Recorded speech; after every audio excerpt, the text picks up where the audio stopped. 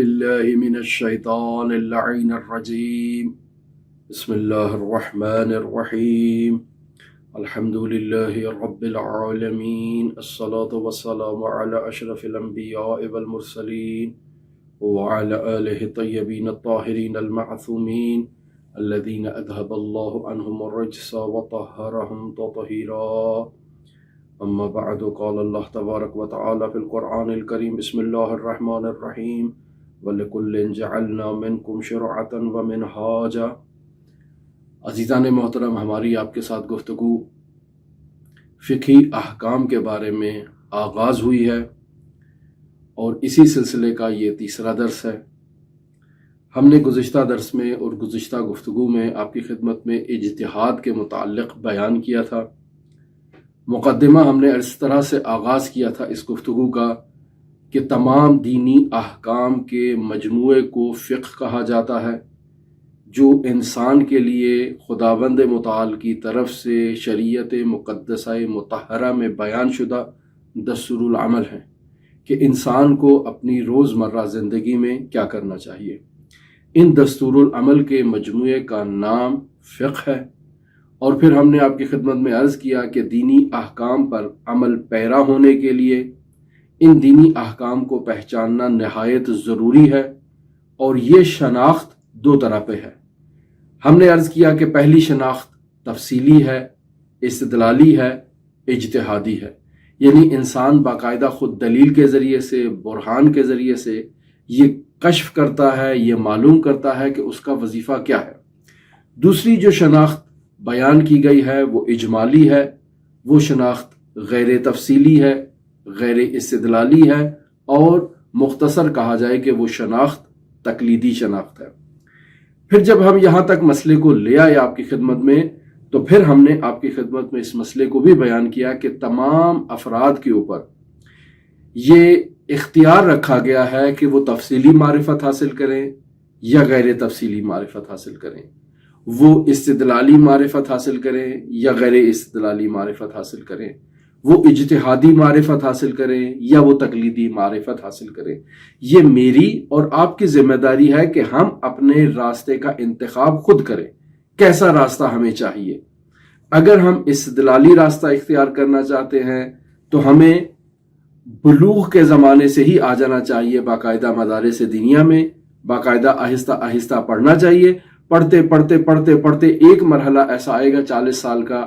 50 سال کا، کہ جب ہم اس استدلالی معرفت کے مرحلے پر پہنچ جائیں گے۔ اس مرحلے تک پہنچنے سے پہلے ہمیں کسی ایسے شخص کی تقلید کرنی ہوگی جو باقاعدہ ان استدلالی مراحل کو طے کر چکا ہے۔ پھر یہ بھی ہم آپ کی خدمت میں عرض کر چکے کہ اجتہاد لغت میں کوشش کرنے کو کہتے ہیں، اور فقہی اصطلاح میں شرعی مسائل کو ان کے متعلقہ منابع سے استخراج کرنے کا نام اجتہاد ہے۔ ہم نے آپ کی خدمت میں عرض کیا کہ مجتہد بننے کے لیے انسان کون کون سے علوم کو باقاعدہ پڑھتا ہے، تو سب سے پہلے ہم نے عرض کیا کہ باقاعدہ ادبیات عرب کو پڑھا جاتا ہے، اور عرض کیا کہ ادبیات عرب ظاہراً تو یہی 3-4 علوم جو ہمیں بتائے جاتے ہیں کہ صرف ہے، نحو ہے، یا پھر لغت ہے، یہ چند علوم ہمیں بتائے جاتے ہیں، لیکن در واقع ادبیات عرب پر مشتمل علوم جو ہے وہ ان کی تعداد 14 ہے کہ جنہیں باقاعدہ مجتہد کے لیے ضروری ہے کہ وہ انہیں اچھی طرح سے پڑھے، اور جن میں زیادہ مہارت کی ضرورت ہے وہ یہی صرف و نحو و معانی، بیان و بدیع و اس کے علاوہ لغت ہے۔ ان علوم میں جب مجتہد مہارت حاصل کر لیتا ہے تو اب اس کا اگلا کام یہ ہے کہ وہ مرحلے اگلے سٹیپ میں داخل ہو، علم المنطق کو پڑھے، علم اصول فقہ کو پڑھے، باقاعدہ علم رجال کو پڑھے، علم درایا کو پڑھے، علم تفسیر کو پڑھے، علوم قرآن کو پڑھے، اور اس کے علاوہ عربی محاورات سے متعلق جو علوم ہیں ان کو پڑھے، اجماع اور شہرت کے بارے میں جانتا ہو، اہل سنت کے فتاوی کے بارے میں جانتا ہو۔ یہ ساتھ ساتھ جو وہ پڑھ رہا ہے تو ان کے ساتھ وہ فقہی کتابوں کو بھی پڑھے گا۔ مثلا فقہی کتابوں میں مختلف کتابیں ہیں جو حوزہائے علمیہ میں پڑھائی جاتی ہیں، ان کتابوں کو پڑھے گا، کچھ کتابوں کو ان کے ساتھ مطالعہ میں رکھے گا، احادیث کی کتابوں کو پڑھے گا، اور پھر آہستہ آہستہ اجتہاد کی وہ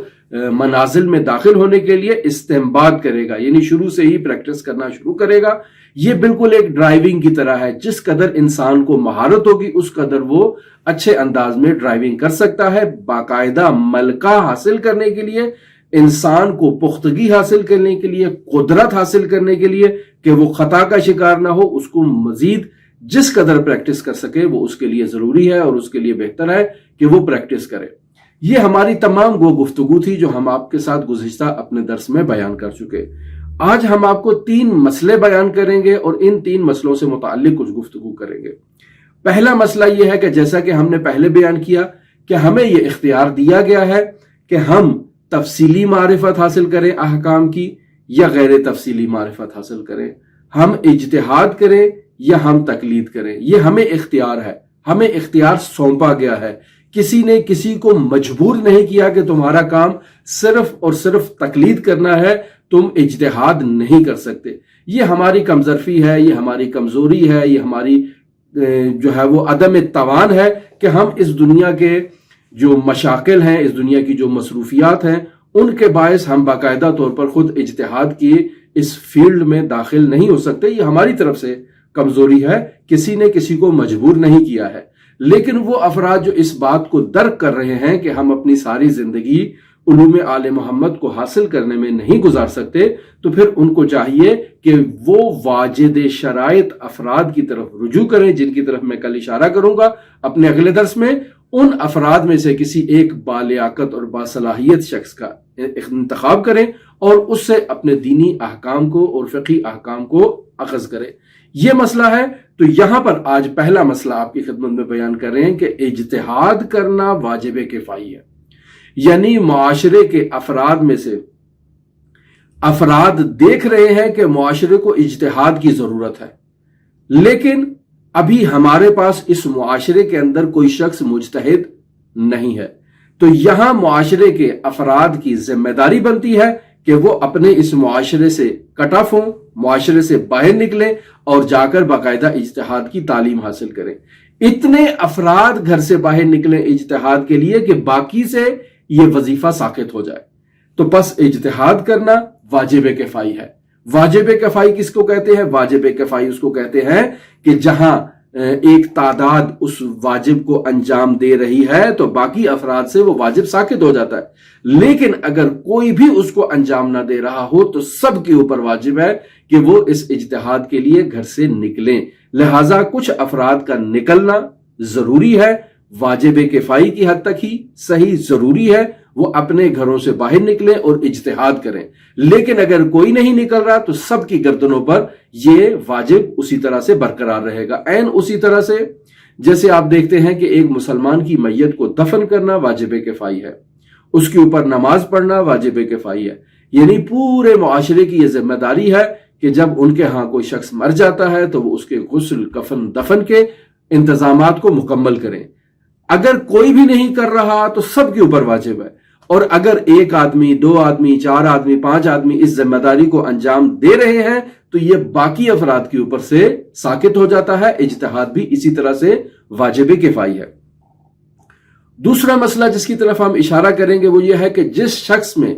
فتویٰ دینے کی صلاحیت نہیں ہے اس کے لیے فتویٰ دینا حرام ہے۔ مثلا میں مجتہد نہیں ہوں، مجھے نہیں معلوم کہ حضرت صادق آل محمد کی کیا احادیث ہیں وضو کے بارے میں، مجھے نہیں معلوم کہ حضرت صادق آل محمد کی روزے کے بارے میں کیا احادیث ہیں، مجھے نہیں معلوم کہ حضرت صادق آل محمد نے نماز کی 3 اور 4 رکعت کے درمیان شک پڑھنے کی صورت میں کیا حکم فرمایا ہے۔ لیکن چونکہ مجھے نہیں معلوم، میں سید ہوں، معاشرے کا کوئی شخص آ کر مجھ سے پوچھتا ہے کہ اے سید، اے بزرگوار، اے مولانا ہمیں بتائیے کہ اس میں اب ہم کیا کریں، تو مجھے چونکہ مسئلہ معلوم نہیں ہے، شرم محسوس کرتا ہوں کہ کسی کتاب کو اٹھاؤں فوراً فتویٰ دے دیتا ہوں کہ آپ کا یہ حکم ہے۔ یہ حرام ہے، گناہ ہے، حضرات معصومین علیہ الصلوۃ والسلام کے ساتھ خیانت ہے۔ کسی کو یہ حق حاصل نہیں ہے کہ وہ اپنی جیب سے دین بنا کر لوگوں کو پیش کرنا شروع کرے۔ لہٰذا یا تو باقاعدہ مرد بنے اور آ کر حوزہائے علمیہ میں تعلیم حاصل کریں، یا پھر کسی مجتہد کی، کسی مرد کی تقلید کریں جس نے اپنی ساری زندگی ان کاموں میں صرف کر رکھی ہے، اور وہ آپ کو بتا رہا ہے کہ صادق آل محمد کی احادیث کے مطابق شکیات نماز میں یہ حکم ہے، روزے کے مسائل اس طرح سے ہیں، زکوٰۃ کے مسائل اس طرح سے ہیں، خمس کے مسائل اس طرح سے ہیں۔ تو بس جس شخص کو علم نہیں ہے، جس شخص کے پاس صلاحیت نہیں ہے، توانائی نہیں ہے، اسے اجتہاد کرنے کی صلاحیت نہ ہونے کے باعث، صلاحیت نہیں ہے، اجتہاد کا ملکہ نہیں ہے، فتویٰ نہیں دے سکتا، فتویٰ دینا ایسے شخص کے لیے حرام ہے۔ تیسرا مسئلہ جسے آپ کی خدمت میں پیش کرنا چاہوں گا وہ یہ ہے کہ اجتہاد مردوں کے ساتھ مخصوص نہیں ہے۔ ہم نے ہرگز کہیں بھی یہ کسی بھی کتاب میں نہیں پڑھا کہ صرف اور صرف مرد ہی مجتہد بننے کے لیے اور اجتہاد کرنے کے لیے اپنے گھروں سے باہر نکلیں گے، ایسا ہرگز نہیں ہے۔ خواتین بھی اس کام کے لیے باہر نکل سکتی ہیں، اجتہاد کر سکتی ہیں، جدوجہد کر سکتی ہیں، کوشش کر سکتی ہیں۔ ان تمام علوم کو جو بیان کیے گئے ہیں انہیں باقاعدہ پڑھنے کے لیے مدارس دینیہ میں، مدارس علمیہ میں آ سکتی ہیں، کوشش کر سکتی ہیں، جستجو کر سکتی ہیں، استدلال کر سکتی ہیں اور اجتہاد کے مرتبے پر فائز ہو سکتی ہیں۔ یہ صرف مردوں کے ساتھ مخصوص نہیں ہے کہ وہ مجتہد بنے۔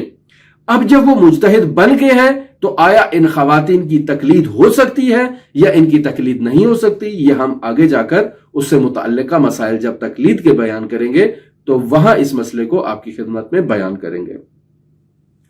اب ہم نے آپ کی خدمت میں یہ بیان کر دیا کہ اجتہاد کسے کہتے ہیں، لغت میں اجتہاد کسے کہتے ہیں، اصطلاح میں اجتہاد کسے کہتے ہیں۔ ہم آپ کی خدمت میں یہاں پر یہ بھی عرض کر چکے ہیں کہ مجتہد بننے کے لیے انسان کون کون سے علوم سیکھتا ہے۔ پھر اجتہاد سے متعلق 3 مسائل بھی ہم نے آپ کی خدمت میں بیان کر دیے کہ اجتہاد واجب کفائی ہے، جو شخص مجتہد نہیں ہے اس کے لیے فتویٰ دینا حرام ہے، اور پھر بیان کر دیا کہ اجتہاد مردوں کے ساتھ مخصوص نہیں ہے، خواتین بھی اجتہاد کے لیے اپنے گھروں سے باہر نکل سکتی ہیں۔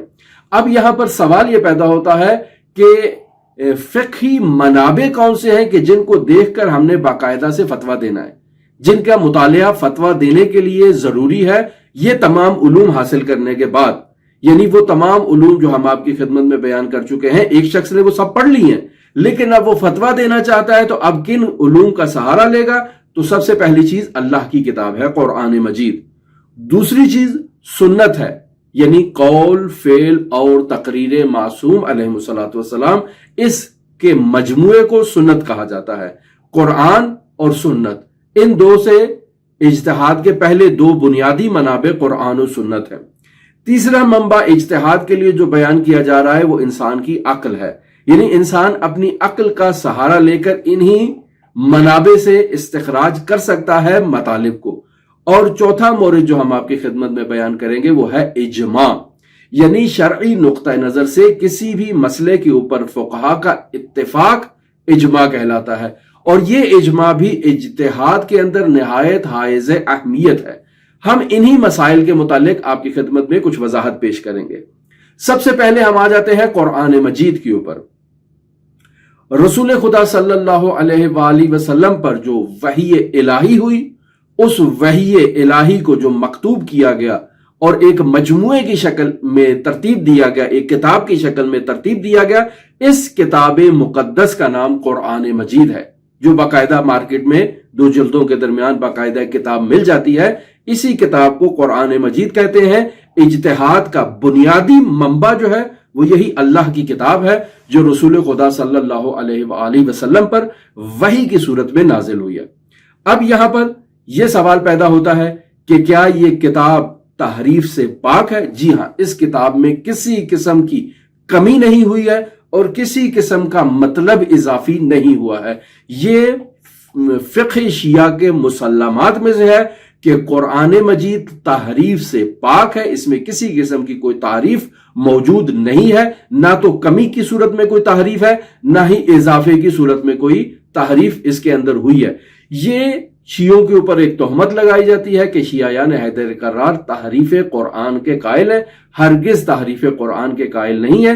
یہی کتاب جو کسی سنی پبلشر نے اس کو اگر پرنٹ کیا ہے، ہم اسی کو اٹھا کر اسی پہ بھی اجتہاد کر سکتے ہیں، ضروری نہیں کہ کسی شیعہ پبلشر نے اس قرآن مجید کو چاپ کیا ہو۔ تو بس ہمارے پاس جو عثمان طٰہٰ کا قرآن مجید ہے، جو معروف انٹرنیشنل خط ہے، اس خط کے مطابق لکھا ہوا قرآن مجید بھی حجت ہے، ہم اسی کے مطابق بھی اجتہاد کر سکتے ہیں، باقاعدہ ریفرنس دیتے وقت اسی کا حوالہ دے سکتے ہیں کہ عثمان طٰہٰ کے فلاں صفحہ پہ فلاں آیت میں فلاں سورہ میں اس طرح سے آیت ہے اور اس کے مطابق یہ حکم ہے۔ تو اجتہاد کا پہلا منبع جو ہے وہ خود قرآن مجید ہے، اور اس میں کسی قسم کا کوئی شک نہیں کہ یہ تحریف سے پاک و منزہ کتاب ہے۔ اجتہاد کا دوسرا منبع جو ہے وہ سنت ہے، یعنی حضرات ائمہ معصومین علیہم الصلوۃ والسلام کا کلام، آپ کی گفتگو اور آپ کا دستور العمل جو ہمیں درست کردار کی تعلیم دے رہا ہے، یہ جو دستور العمل کا مجموعہ ہے یہ ہے سنت پیغمبر اور سنت حضرات ائمہ معصومین۔ یہ سنت فقہی احکام کے استنباط کے لیے ایک اہم منبع کی حیثیت رکھتی ہے قرآن مجید کے ساتھ، یعنی انی طارق فیکم الثقلین کتاب اللہ و اطرتی اہل بیتی، تو جہاں کتاب خدا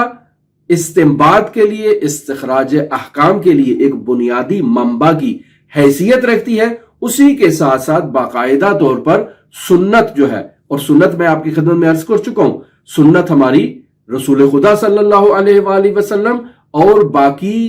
معصومین علیہم الصلوۃ والسلام کے جن کا ٹوٹل مجموعہ 14 معصومین کی صورت میں ہمارے ہاں بیان کیا جاتا ہے، تو یہ 14 معصومین علیہم الصلوۃ والسلام کی گفتگو، آپ کا دستور العمل جو ہمیں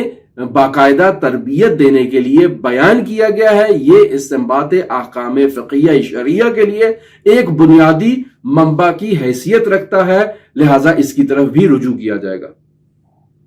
اب ہم اسی مسئلے کو تھوڑا کھول کر بیان کرتے ہیں کہ ہم نے اپنی گفتگو میں بیان کیا قول معصوم، فعل معصوم، تقریر معصوم،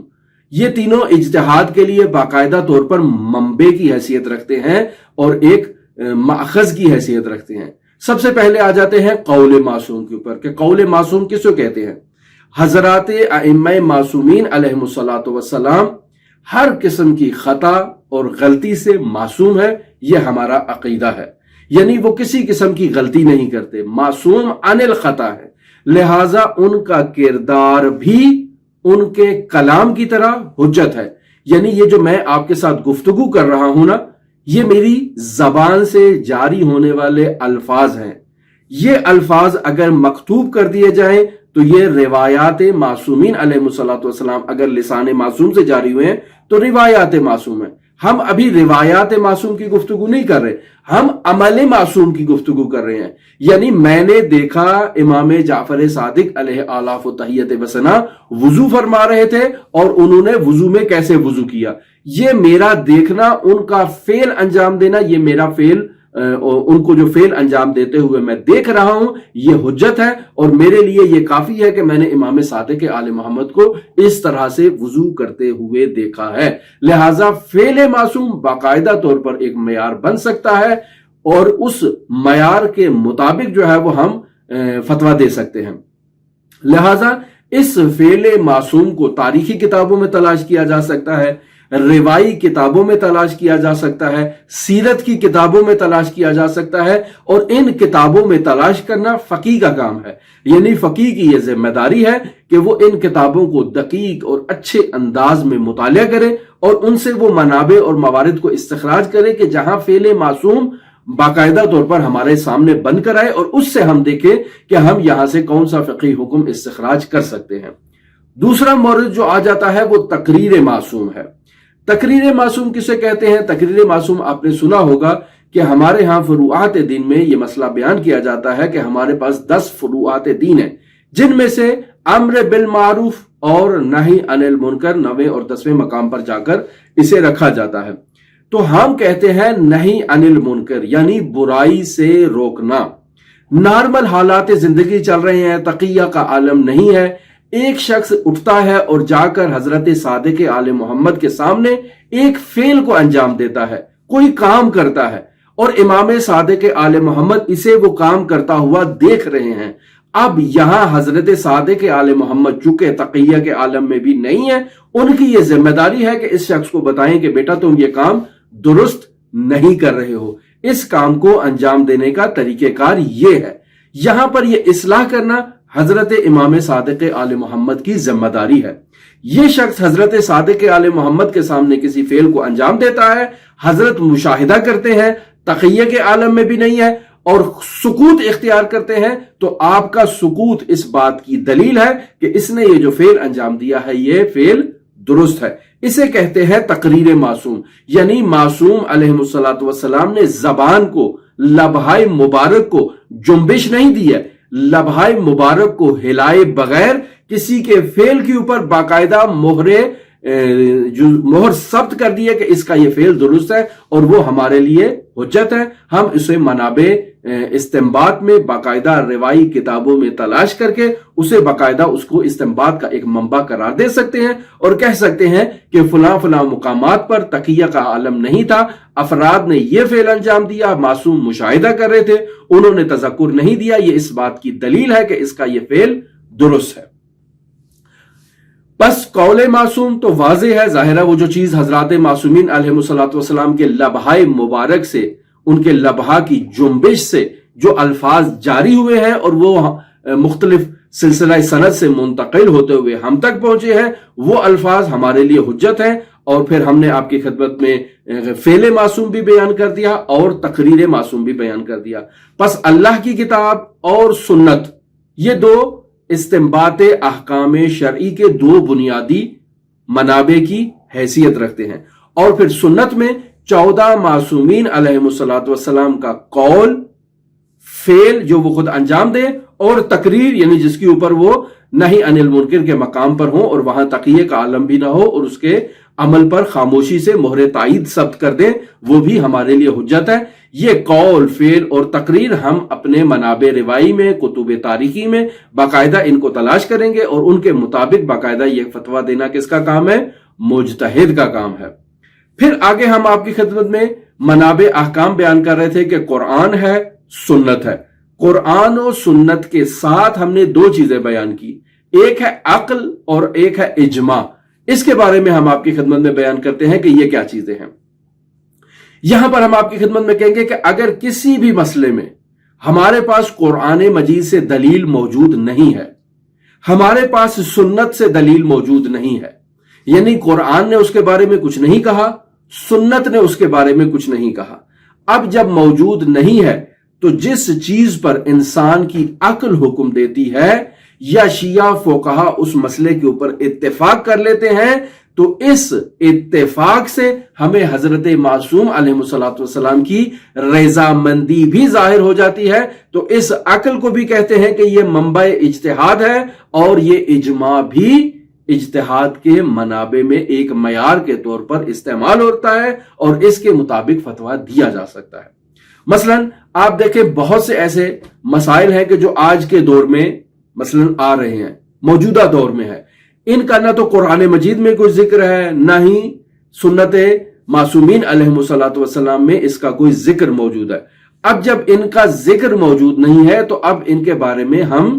کیا فتویٰ دیں گے؟ تو یہاں پر آپ دیکھیں کہ فقہا کی کتابوں میں بہت سے ایسے فتاویٰ آپ کو مل جائیں گے کہ جو اس جدید دور سے متعلق ہیں، جنہیں فقہی اصطلاح میں مسائل مستحدثہ کہا جاتا ہے، یعنی جدید مسائل، روز مسائل، جدید دور کے مسائل۔ ان جدید دور کے مسائل میں ہم دیکھیں گے کہ فقیہ کی عقل کیا کہہ رہی ہے۔ فقیہ نے بالاخرہ اپنی تمام زندگی 50 سال دین کو پڑھنے میں لگائی ہے، تو اب جب مسئلہ پیش آیا ہے ہم فقیہ کے پاس لے کر جائیں گے تو وہ اپنی 20، 25، 30، 50 سالہ زندگی، تعلیمی زندگی سے اس مسئلے کو دیکھے گا تو اس کی عقل جہاں اس کو منتہی کر رہی ہے کہ یہاں پر قرآن و سنت کی تعلیمات کا نچوڑ اس طرح سے ہونا چاہیے کہ اس مسئلے کو اس طرح سے حل کرنا چاہیے، تو جو وہ اپنی عقل سے یعنی ان تمام تعلیمات کے بیک کی بنیاد پر جو وہ حکم دے گا وہ فقہی حکم درست ہوگا۔ اور اجماع میں اجماع یہ ہوتا ہے کہ ہم تمام فقہا کو دیکھتے ہیں کہ انہوں نے اس مسئلے کے بارے میں کیا حکم دیا ہے اور کیا فتویٰ دیا ہے۔ یہ تمام فقہا ایک مسئلے پر اتفاق کر گئے ہیں، تو ان کے اس اتفاق سے ہمارے لیے یہ کشف ہوتا ہے کہ یہاں پر امام کی رضامندی بھی ان کے ساتھ شامل ہے۔ اگر امام کی رضامندی شامل نہ ہوتی تو کوئی ایک اختلاف امام ضرور اس کے اندر منتقل کر دیتے، القاء کر دیتے، اور اس اختلاف سے یہ اجماع نہ رہتا۔ تو اس سے چونکہ امام کی رضامندی ہمارے لیے ظاہر ہو رہی ہے تو یہ اجماع بھی ہمارے لیے حجت ہے۔ اسے ہم منابع احکام میں، استنباط احکام شرعیہ کے منابع میں باقاعدہ طور پر ذکر کر سکتے ہیں، بیان کر سکتے ہیں۔ ہماری اجتہاد کی گفتگو آپ کے ساتھ کمپلیٹ ہو گئی۔ اب ہم اجتہاد کے موضوع پر آپ کے ساتھ گفتگو نہیں کریں گے، آئندہ ہماری گفتگو آپ کے ساتھ تقلید کے موضوع پر ہوگی۔ اپنی اس گفتگو کے آخر میں ہمیں کہا گیا کہ کچھ سوال بھی آپ کی خدمت میں پیش کیے جائیں اور آپ سے پوچھے جائیں کہ آپ ہماری اس گفتگو سے کیا سمجھے ہیں۔ مثلا ہم آپ کی خدمت میں پہلا سوال یہ دیتے ہیں کہ علم فقہ اور علم اصول فقہ میں کیا فرق ہے؟ یعنی ہم اپنی گفتگو میں بیان کر چکے ہیں فقہ کسے کہتے ہیں اور اصول فقہ کا علم کیا ہے۔ یہ اگر آپ ہماری گفتگو کو سن کے اس کا جواب دے سکیں تو یہ ایک بہت اچھی پریکٹس ہے آپ کے لیے اس بات کو سمجھنے میں۔ دوسرا سوال ہم آپ کے لیے پیش کرتے ہیں کہ علم رجال اور علم درایت میں کیا فرق ہے؟ کیا آپ اس کو ہماری گفتگو سے سمجھ پائے ہیں؟ تیسرا سوال ہم آپ کی خدمت میں اس طرح سے پیش کرتے ہیں کہ فقہی منابع کیا ہیں، یعنی استنباط احکام شرعیہ کے لیے فقہی منابع کیا ہیں جنہیں ہم نے آپ کی خدمت میں بیان کیا ہے۔ اور آخری سوال ہم آپ سے یہ کرتے ہیں کہ تقریر معصوم کسے کہا جاتا ہے؟ یہ اگر آپ اس سوال کا ہماری گفتگو کو سننے کے بعد جواب نکال سکیں تو یقینی بات ہے کہ آپ نے ہماری گفتگو کو نہایت غور سے سنا ہے۔ ہماری گفتگو اگلی آپ کے ساتھ تقلید کے موضوع پر ہوگی۔ اگر آپ کو ہماری گفتگو سے یہ مسائل سمجھ آ رہے ہیں تو آپ ہماری گفتگو کو آئندہ بھی سن سکتے ہیں۔ اللہم صلی علی محمد و آل محمد وعجل فرج قائم آل محمد۔